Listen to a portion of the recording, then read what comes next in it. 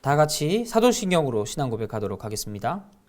전능하사 천지를 만드신 하나님 아버지를 내가 믿사오며 그 외아들 우리 주 예수 그리스도를 믿사오니 이는 성령으로 잉태하사 동정녀 마리아에게 나시고 본디오 빌라도에게 고난을 받으사 십자가에 못 박혀 죽으시고 장사한 지 사흘 만에 죽은 자 가운데서 다시 살아나시며 하늘에 오르사 전능하신 하나님 우편에 앉아 계시다가 저리로서 산자와 죽은 자를 심판하러 오시리라.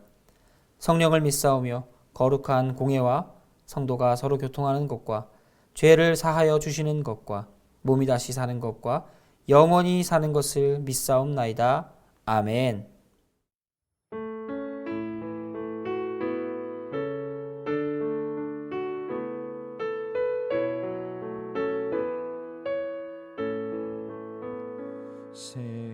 샘물과 같은 보혈은 주님의 피로다.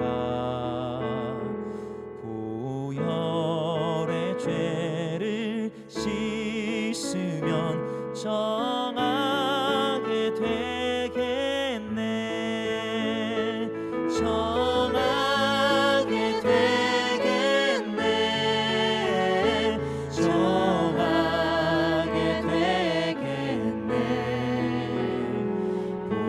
보혈의 죄를 씻으면 정하게 되겠네. 죄속함 받은 백성은 영생을 얻겠네. 샘 솟듯 하는 피권세 한없이 크도다. 한없이 크도다. 한없이 크도다. 샘 솟듯 하는 피권세 한없이 크도다. 이후에 천국 올라가 더 좋은 노래로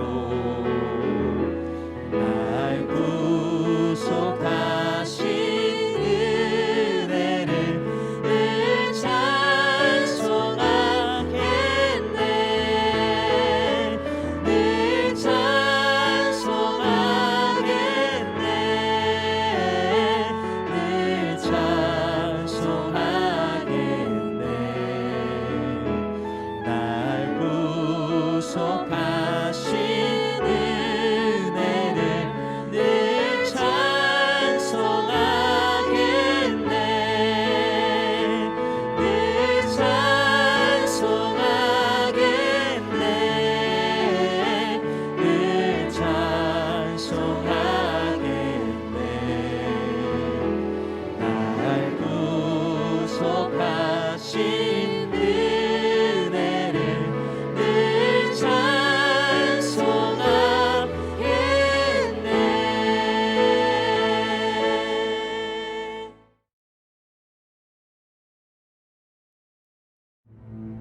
여호와께서 주위의 모든 원수를 무찌르사 왕으로 궁에 평안히 살게 하신 때 왕이 선지자 나단에게 이르되 볼지어다 나는 백향목 궁에 살거늘 하나님의 궤는 휘장 가운데 있도다. 여호와께서 왕과 함께 계시니 마음에 있는 모든 것을 행하소서. 하니라. 그 밤에 여호와의 말씀이 나단에게 임하여 이르시되 가서 내 종 다윗에게 말하기를 여호와께서 이와 같이 말씀하시되 네가 나를 위하여 내가 살 집을 건축하겠느냐.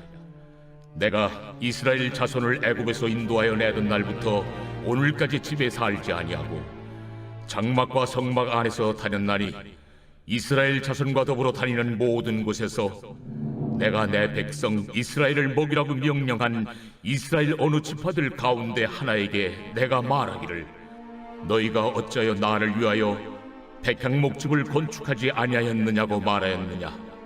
그러므로 이제 내 종 다윗에게 이와 같이 말하라.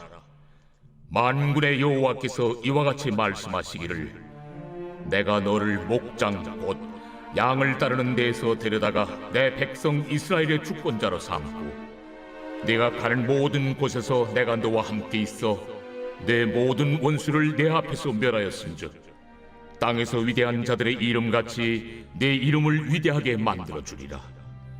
내가 또 내 백성 이스라엘을 위하여 한 곳을 정하여 그를 심고 그를 거주하게 하고 다시 옮기지 못하게 하며 악한 종류로 전과 같이 그들을 해하지 못하게 하여 전에 내가 사사에게 명령하여 내 백성 이스라엘을 다스리던 때와 같지 아니하게 하고 너를 모든 원수에게서 벗어나 편히 쉬게 하리라.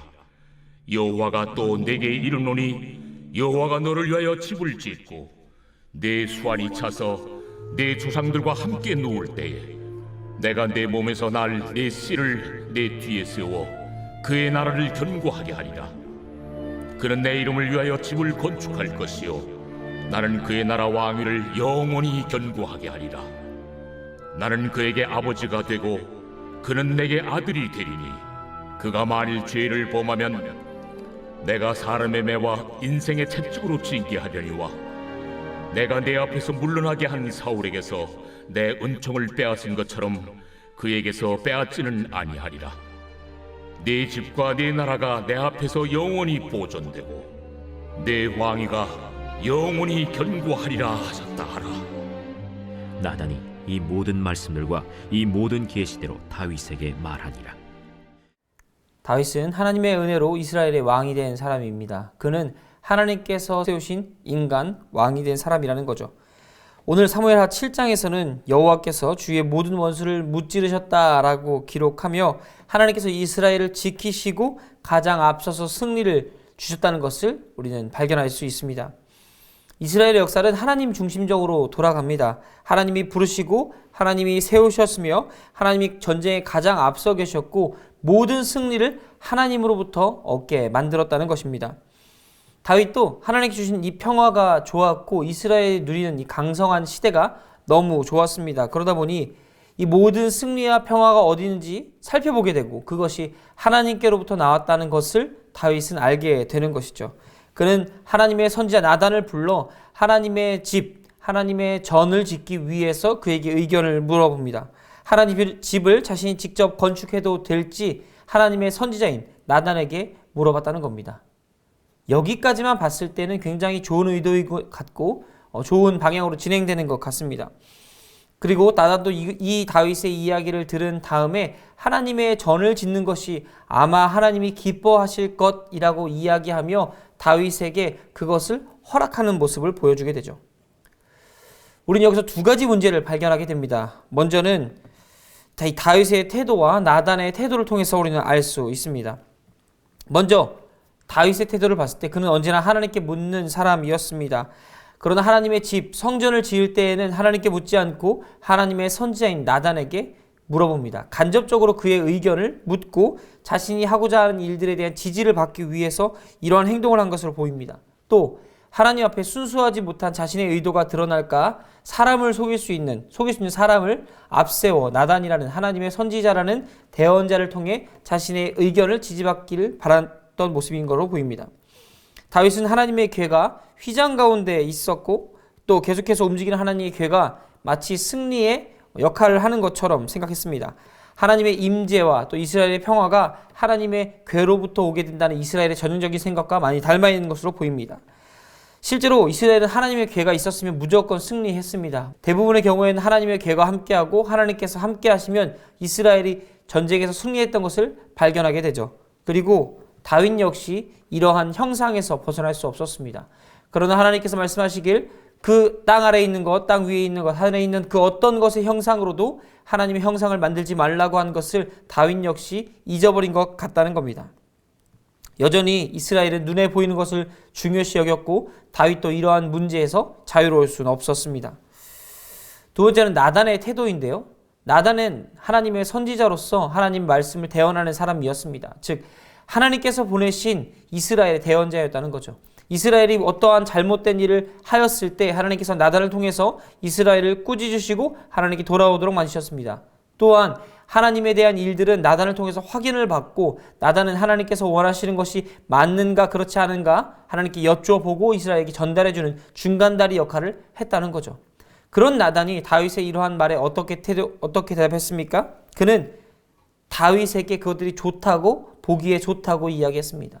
하지만 나단이 해야 될 것은 이러한 일들이 옳은가 옳지 않은가를 하나님으로부터 먼저 판단받아야 했습니다. 스스로 생각하기를 하나님을 위한 일이니 하나님이 기뻐하시겠지라고 지레짐작해서 판단했다는 겁니다. 다른 일도 아니고 하나님의 집을 짓는 일인데 하나님의 의도를 여쭤보지 않고 스스로 판단하여 대답했다는 것은 곧 하나님을 무시하는, 하나님을 배제한 처사라고 볼 수도 있습니다. 이런 것들은 자칫 하나님이 계시지 않은가라는 최악의 상황으로 이끌 수도 있는 위험한 상황이었습니다. 또한 하나님을 기쁘시게 하는 일과는 달리 더 좋은 일, 더 잘하는 일을 하나님의 지혜에서 찾아야 했지만 그들은 스스로를 믿었고 스스로 판단하기에 좋은 것을 행동했습니다. 이 두 가지를 종합하면 이렇습니다. 사람은 언제나 자기 교만에 빠지기 쉽습니다. 그런 사람들은 신이 없다 말하기도 하고 신의 존재를 망각하게 되고 스스로 판단하는 죄를 범하게 됩니다. 이런 사람들은 스스로 하나님이 없다고 말하거나 또는 스스로 판단하는 것에 많이 의존한다는 것이지요.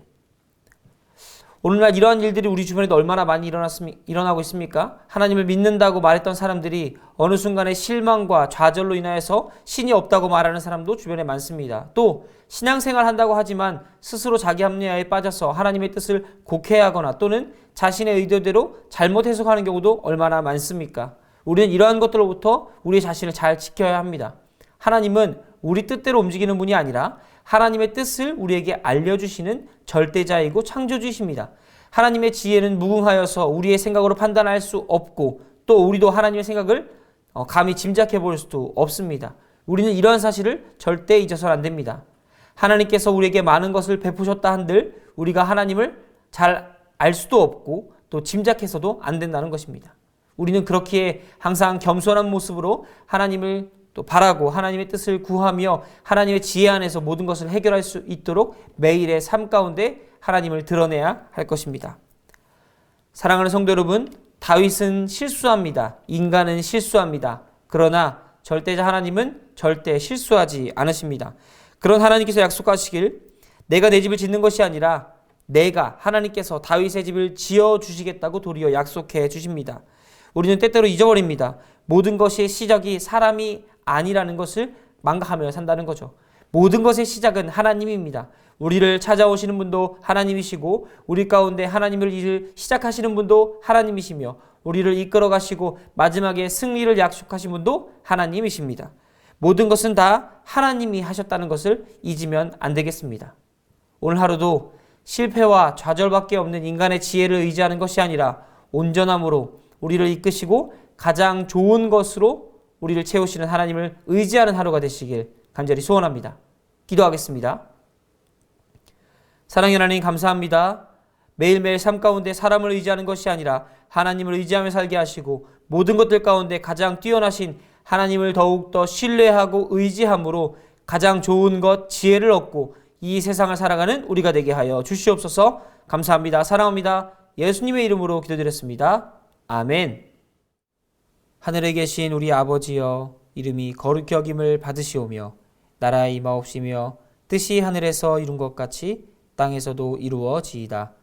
오늘날 우리에게 일용할 양식을 주옵시고 우리가 우리에게 죄 지은 자를 사하여 준 것 같이 우리 죄를 사하여 주옵시고 우리를 시험에 들게 하지 마옵시고 다만 악에서 구하옵소서.